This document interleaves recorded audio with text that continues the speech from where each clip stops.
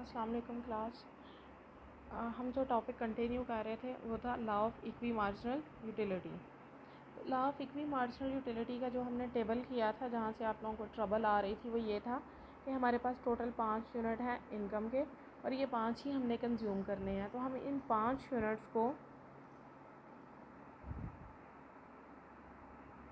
कैसे कंज्यूम कर रहे हैं? हम 3 यूनिट्स जो हैं वो ए के परचेज़ कर रहे हैं और 2 यूनिट्स जो हैं वो बी के परचेज़ कर रहे हैं। तो हमने टोटल जो है ना वो कितने यूनिट इनकम के कंज्यूम किए हैं? 3 + 2 5। लेकिन अब ज़रूरी तो नहीं कि हम 3 और 2 ही कंज्यूम करें। मतलब हम इस चीज़ को टैली करना चाह रहे हैं कि हमने इसको यहाँ पर ही कंज्यूम क्यों किया है। तो यही अगर हमारे पास 5 यूनिट्स हों और उसको जो है ना वो 1 यूनिट हम ए का परचेज़ करें और 4 यूनिट जो है वो बी के परचेज़ करें, तब भी हम टोटल 5 यूनिट ही कंज्यूम करेंगे।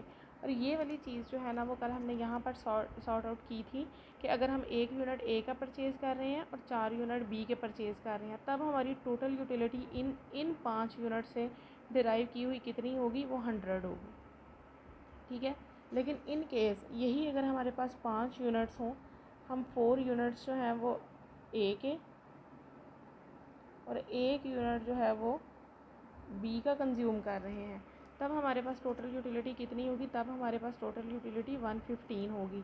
मतलब ये क्या है कि हमारी बेसिकली इस लॉ का पर्पज़ क्या है कि जितनी भी हम गुड्स या कमोडिटीज़ कंज्यूम कर रहे हैं उनसे डिराइव की गई टोटल यूटिलिटी मैक्सिमम होनी चाहिए। तो वो इस एक यूनिट पर ही मैक्सिमम होती है। जब 3 यूनिट्स ए के और 2 यूनिट्स जो है ना वो बी के कंज्यूम किए जा रहे हैं, तब हमारी टोटल यूटिलिटी जो है वो 120 होती है। और यही इसकी ग्राफिकल रिप्रेजेंटेशन थी जो कल हमने की थी कि यहाँ पर जो है ना वो 3 यूनिट हम कंज्यूम कर रहे हैं ए के। सिमिलरली जो इसका बी पार्ट है वहाँ पर हम 2 यूनिट कंज्यूम कर रहे हैं बी के। उसमें हमने यही देखा था कि अगर ए का जो है ना वो 1 यूनिट हम छोड़ देते हैं, फॉरगॉन कर देते हैं, उसको हम 2 पर कंज्यूम करने लग जाते हैं, मतलब यहाँ पर आ जाते हैं। वो जो 1 यूनिट यहाँ से छोड़ेंगे उसको हम बी में 1 यूनिट मज़ीद कंज्यूम करने लग जाते हैं। मतलब 2 यूनिट जो हैं वो ए के और 3 यूनिट जो हैं वो बी के कंज्यूम करने लग जाते हैं। तो तब हम कितना हासिल करते हैं, कितना हमें लॉस होता है और कितना गेन होता है। तो यहाँ पर 1 यूनिट छोड़ने का जो लॉस था वो था 20, लेकिन इधर जो है वो 1 यूनिट लेने का जो गेन था वो था 15। मतलब ये है कि हमारा लॉस जो था यहाँ पर वो ग्रेटर देन था गेन से।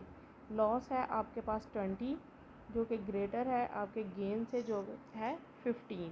मतलब ए का 1 यूनिट छोड़ने से जो हमें लॉस होगा वो 20 होगा और बी का 1 यूनिट गेन करने से जो हमें उससे फ़ायदा होगा वो 15 का होगा। तो इसलिए छोड़ी गई कमोडिटी जो है ना वो उसका ज़्यादा, उसकी यूटिलिटी ज़्यादा है जो कि हम छोड़ रहे हैं, और हासिल की गई कमोडिटी की या क्वांटिटी की यूटिलिटी जो है ना वो कम है। तो इसलिए अगर इस तरह यूटिलिटी जो है वो इसके अगले यूनिट पर कम हो जाएगी, यानी कि 15, तो फिर इनका टोटल यूटिलिटी जो है ना इनकी वो भी 120 तक नहीं जा पाएगी, बल्कि उससे कम ही होगी। साथ ही कल इसकी लिमिटेशन पड़ी थी कि इमेयरेबल है। ठीक है, यानी कि जो आपके पास यूटिलिटी है वो इमेयरेबल है, उसको हम मेजर नहीं कर सकते। इंडिविजुअलिटी ऑफ गुड्स है, कुछ गुड्स ऐसी होती हैं जिन्हें डिवाइड नहीं कर सकते, यानी कि छोटे यूनिट्स में डिवाइड नहीं किया जा सकता। लाइक शीप है, बफलो है। उसके बाद है इग्नोरेंस ऑफ कंज्यूमर है।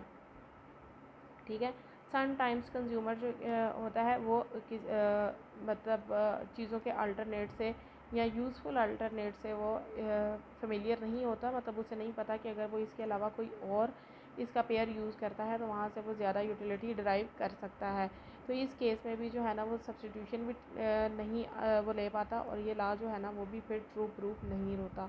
केयरलेसनेस ऑफ कंज्यूमर की, कंज्यूमर जो है ना वो समटाइम्स केयरलेस होता है। वो अपनी मनी को मुख्तलिफ़ जगहों पर या मुख्तलिफ़ चीज़ों पर खर्च तो कर देता है, लेकिन कंज्यूमर जो है ना वो वहाँ से मैक्सिमम टोटल यूटिलिटी डिराइव नहीं कर पाता। इर्रेशनल बिहेवियर है, ये लॉ जो है ना वो सिर्फ उसी सूरत में ट्रू होता है जब हम इसकी अजम्पशन पढ़ते हैं रैशनल बिहेवियर की। लेकिन ज़रूरी नहीं कि कंज्यूमर जो है वो हर दफ़ा अक्लमंदाना फ़ैसला ही करे, बल्कि वो उसका बिहेवियर समटाइम्स इरेशनल भी हो जाता है। दैन टाइम पीरियड है, ये एक it is a rare chance that a good purchase are used according to the prescribed time. Some time इस्तेमाल की गई चीज़ जो है ना उसका टाइम पीरियड ज़्यादा भी हो सकता है, वो ज़्यादा अरसे तक भी चल सकती है, और सम टाइम जो है ना वही चीज़ कम अरसे के लिए भी चल सकती है। इसका लास्ट वाला टॉपिक है इम्पोर्टेंस ऑफ लॉ।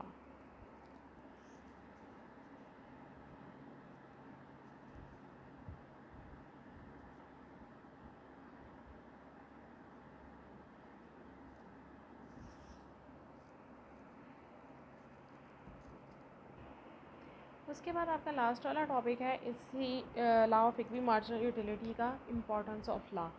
ये लॉ किस किस लिहाज से इम्पॉर्टेंट हो सकता है for consumer.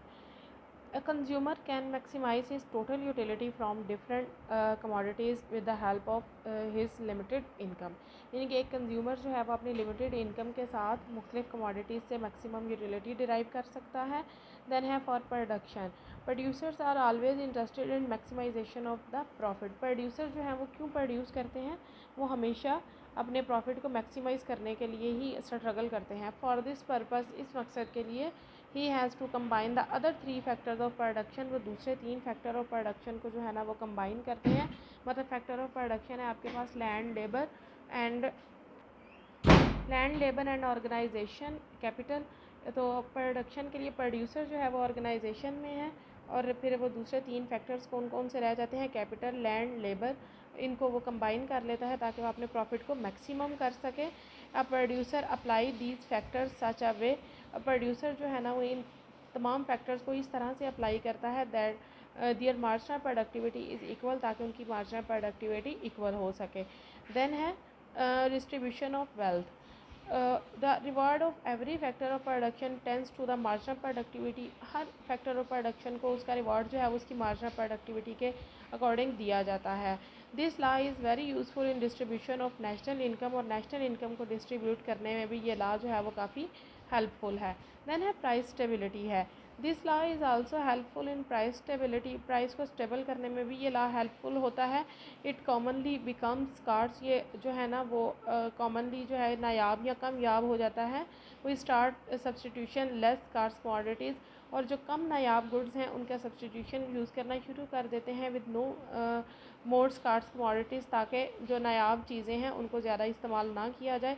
The scarcity of more scarce commodities relieved which helps in stabilising the prices, और फिर जो है ना प्राइसेस को स्टेबलाइज करके इस प्रॉब्लम को सॉर्ट आउट कर सकते हैं। देन है मैक्सिमम वेलफेयर है। The basic objective of government planning is to maximise the social welfare.